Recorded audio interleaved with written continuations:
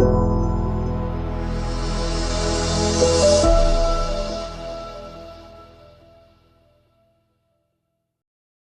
The lord, హల్లెలూయా. ప్రియమైన దేవుని బిడ్డలకు ఈ ఉదయకాల శుభాభివందనాలు తెలియజేస్తున్నాం. చాలా రోజుల తర్వాత మరలా ఈ యొక్క అనుదిన వాగ్దానాలను తిరిగి ప్రారంభించడానికి ప్రభు కృప చూపించాడు.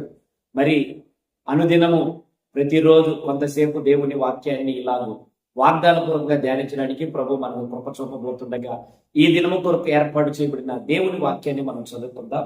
పరిశుద్ధ గ్రంథమైన బైబిల్లో నుండి నిర్గమాకాండం 3వ అధ్యాయం 12వ వాక్యం. నిశ్చయముగా నేను నీకు తోడయుండును. ఈ దిన ప్రారంభంలో ప్రభు మనతో వాగ్దానపూర్వకంగా మాట్లాడుతున్న మాట, నిశ్చయముగా, ఖచ్చితంగా నేను నీకు తోడయుండును.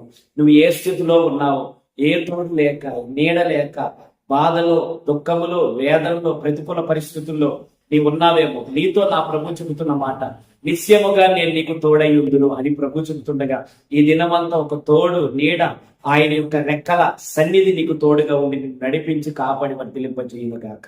ఆమె చిన్న ప్రార్థన చేసుకుందాం. పరిశుద్ధుడా, జీవాధిపతి, నీకు స్తోత్రాలు నాయనా. ఈ దిన ప్రారంభంలోని నిశ్చయముగా మీరు తోడై ఉంటారన్నారు.